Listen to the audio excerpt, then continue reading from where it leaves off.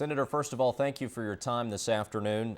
Your chamber yesterday passed resolutions of disapproval of President Obama's new regulations on coal-fired power plants. The president has promised, of course, to veto those measures if they reach his desk. So why pass them? Well, you know, President Obama has basically declared war on Kentucky. He's declared war on Kentucky coal, and we've been fighting him every step of the way.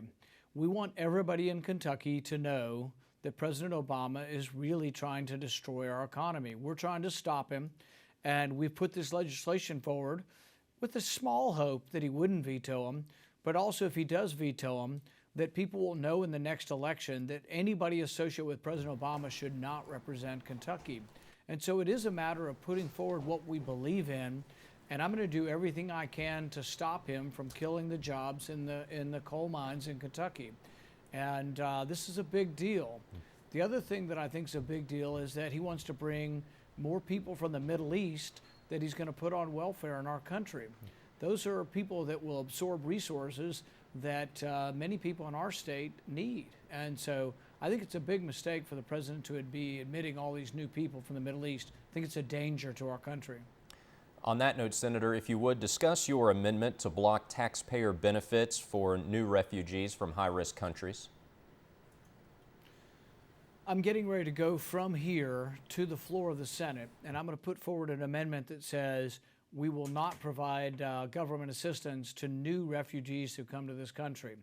And the goal is to try to block the president from bringing more people from the Middle East.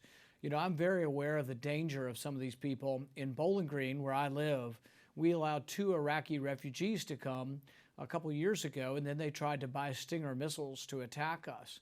Fortunately, we caught them, but when we caught them, we discovered that we actually already had the fingerprints of one of them on a bomb fragment from Iraq. So he was in our data system. We just didn't do anything about it. We didn't bother to do the adequate vetting. So when President Obama says, oh, these are widows and orphans, some of them are, but I'm not convinced that he knows who all of them are and that he's doing an adequate job in going through and vetting these people to make sure they're not a danger to our country. There are 1 million students visiting our country from other countries. 150,000 of those students are from the Middle East.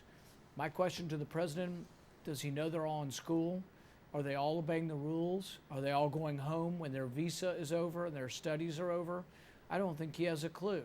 And I don't think people have a clue as to where the 11 million people are in our country who came illegally. Until we have a better handle on who came here illegally, where they are, and what we're going to do about it, I don't think we should be admitting new people from the Middle East.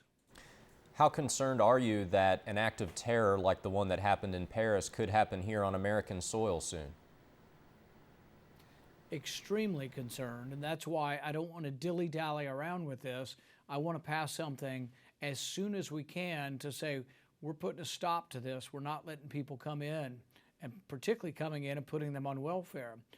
A second part of my bill says to countries like France, where many of the people that were part of this attack were French citizens, that if a French citizen wants to visit America, they're going to have to come in through something called global entry. Global entry is a frequent flyer program where you do a background check. I think at the very least, everybody that visits our country needs to come through that program, because otherwise, I think some of these same French citizens that are attacking the government and their people, I think they're going to get on a plane and come and attack our country. So we need to be very, very cautious and careful about who we let come to visit, study, or immigrate, or to come as refugees. Senator, does the United States need boots on the ground as part of its strategy to defeat ISIS? I think the boots on the ground ought to be Arab boots on the ground. I think that a lasting victory or a lasting peace over there will only come when the Arab nations rise up. Now, we can be of assistance. I've been for selling arms directly to the Kurds to allow them to fight. I've been for the aerial bombardment. But I think the boots on the ground ultimately have to be Arab boots on the ground, because they're never going to accept either Americans or Christians or Europeans. They're never going to accept us as occupiers. And so once the battle is won, if it's us there, we're a continued target. And then people say, oh, we need to stay forever. The bottom line is we need allies on the ground from people who live there. Saudi Arabia needs to step up. Jordan step up. Iraq needs to step up. Syrians need to step up. But those who believe in an Islam that is peaceful and doesn't believe in beheading women and children and Christians, those people need to rise up and say that ISIS doesn't represent our religion, and we're going to rout them out and defeat them. Absolutely. That's what needs to happen, but not American boots on the ground. I think it should be Arab boots on the ground. Senator, final question. How long do you plan on staying in the presidential race, and what realistically at this point do you think your chances are of winning the GOP nomination? Well, we won't know until people vote, so obviously we'll be in through the election. The polls have shown that the polls aren't very accurate. You know, we had several polls in Kentucky, and they showed Matt Bevin losing by 5. He won by 8. So the polls 1 week before the election were off by 13 points. If we think any of the polls are off by 13 points, it's a toss-up now. We think we're right in the battle. We think we have every chance of winning.